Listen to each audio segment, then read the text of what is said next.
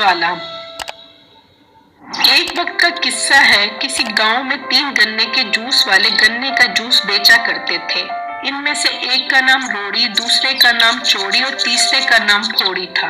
ان میں سے 2 گنے کے جوس والے بہت لالچی تھے، جبکہ ایک گنے کا جوس والا بہت ایماندار اور شریف تھا، اور وہ دونوں گنے کے جوس والے کو پریشان کرنے میں کوئی کسر نہیں چھوڑتے تھے۔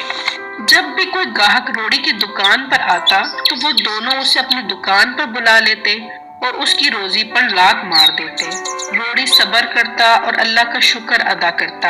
یا اللہ تیرا شکر ہے، اگر روزی نہیں بھی مل رہی تو کوئی بات نہیں، مالک رزق دینا تو آپ کے ہاتھ میں ہے، میں تو آپ کا شکر ادا کرتا رہوں گا۔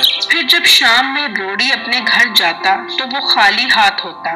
اس کی بیوی اسے پیسوں کا پوچھتی تو وہ اسے بتاتا۔ بیگم آج پھر ان دونوں نے میرے سارے گاہک مجھ سے چھین لیے ہیں، وہ روز میرے ساتھ ایسا ہی کرتے ہیں، مجھے بہت پریشانی ہوتی ہے۔ یہ سن کر اس کی بیوی نے کہا کہ آپ اپنے گنے والے کی رس کی ریڑھی کسی اور جگہ لگا لیں، ہاں تو وہ دونوں آپ کو پریشان کرتے رہیں گے، اور اگر اسی طرح چلتا رہا تو ہم کھانے پینے سے بھی جائیں گے، کیونکہ ہمارے گھر کا گزر بسر تو اسی گنے کے رس پر ہے۔ یہ سن کر روڑی بولا، نہیں بیگم، میں اپنی ریڑھی کسی اور جگہ نہیں لے کر جاؤں گا، بلکہ ان کا مقابلہ کروں گا۔ جو کسی کے ساتھ زیادتی کرتے ہیں وہ بھی کبھی کامیاب نہیں ہوتے، ان دونوں کو ان کے کیے کا پھل ضرور ملے گا۔ ایک دن روڑی اپنے گنے کے رس کے ٹھیلے پر کھڑا تھا کہ گراہک اس کی ریڑھی پر آیا۔ ارے روڑی بھائی، ایک جھکاس گنے کا رس بنا کر دو اور ذرا ادرک بھی ڈال دینا بیچ میں۔ یہ سن کر چوڑی بولا، ارے بھائی، آپ کیا اس کے گنے کا رس مانگ رہے ہیں؟ اس کے رس میں سے بہت گندی بدبو آتی ہے، میں نے کل اس کے گنے کا رس سونگھ لیا تو میرے قسم سے ناک کے بال ہی جل گئے۔ یہ سن کر گراہک بولا، کیا روڑی بھائی، تمہیں شرم نہیں آتی؟ اتنا گندا رس بیچ رہے ہو تم لوگوں کی جانوں کے ساتھ کھیل رہے ہو، مجھے تمہاری شکایت کرنی پڑے گی۔ یہ سن کر روڑی بولا، نہیں بھائی، یہ جھوٹ بول رہا ہے، میرے گنے تازہ ہیں اور میں انہیں صاف رکھتا ہوں، آپ پی کر تو دیکھو۔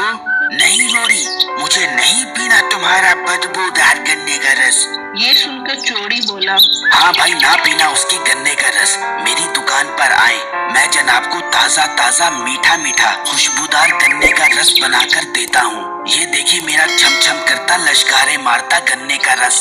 چوڑی بھائی، آپ کا گنے کا رس تو بہت اچھا نظر آ رہا ہے، ذرا دیں مجھے 1 گلاس گنے کا رس۔ پھر چوڑی نے گنے کے رس کا گلاس اس گراہک کو دیا۔ گراہک وہ رس پی گیا۔ پھر چوڑی بولا، ہاں بھائی، اب بتائیں کیسا لگا آپ کو میرا چھم چھم کرتا گنے کا رس؟ چوڑی بھائی، مزہ ہی آ گیا آپ کی گنے کا رس پینے کا۔ چوڑی بھائی، آپ کا شکریہ ادا کرتا ہوں کہ آپ نے مجھے روڑی کی گنے کی بدبودار رس سے بچا لیا۔ بھائی، لوگوں کی خدمت کرنا تو میرا فرض ہے۔ پھر گراہک نے اسے پیسے دیے اور اپنی گاڑی میں بیٹھا اور وہاں سے چلا گیا۔ روڑی بہت اداس ہوا اور اس نے چوڑی کو کہا، بھائی، تم میرے ساتھ ٹھیک نہیں کر رہے، یہ غلط بات ہے، تم دونوں میرے ساتھ زیادتی کر رہے ہو، اس طرح تم دونوں اپنی روزی حرام کر رہے ہو۔ یہ سن کر چوڑی بولا، ابے او بندر کی پوچھ، دماغ کی دہی مت کر، اگر اتنا ہی برا لگ رہا ہے تو یہاں سے چلا جا، کیوں بغیرت بن کر کھڑا ہے؟ یہ تو شکر ادا کر کہ ہم تجھے یہاں کھڑا ہونے دیتے ہیں۔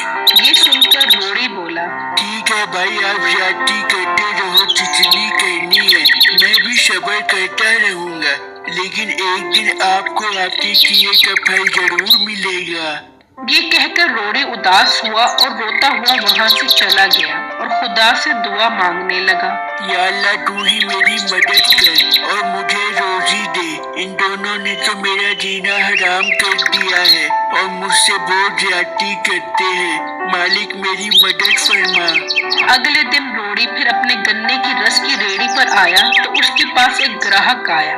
بھائی، 1 گلاس دے دینا، نہیں تو کوئی بات نہیں، بس میرے لیے دعا کر دینا۔ گراہک نے رس پیا اور وہاں سے چلا گیا۔ اگلے دن گراہک اپنی گاڑی میں آیا اور روڑی کی ریڑھی کے پاس اپنی گاڑی کھڑی کر دی اور پھر کافی سارا سونا اور پیسہ اس کی ریڑھی پر رکھ دیا اور کہا، بھائی، آپ نے میری مدد کی تھی، اس وقت میرے پاس پیسے نہیں تھے اور میں مشکل میں تھا، آپ نے میرا ساتھ دیا، یہ سب میری طرف سے آپ کو انعام ہے۔ یہ کہہ کر گراہک اپنی گاڑی میں بیٹھا اور وہاں سے چلا گیا۔ چوڑی اور پھوڑی حیران ہو گئے کہ یہ سب کیا ہو گیا۔ پھر چوڑی بولا، لوڑی بھائی، یہ گراہک کل میں نے آپ کو دیا تھا، تو ان پیسوں میں سے میرا بھی حصہ بنتا ہے، وہ آپ مجھے دیں گے؟ یہ سن کر روڑی غصے سے بولا، اپنا منہ دھو کر آؤ، ایک نہیں 10 بار، اور اگر ہو سکے تو چلو بھر پانی میں بھی ڈوب مرو۔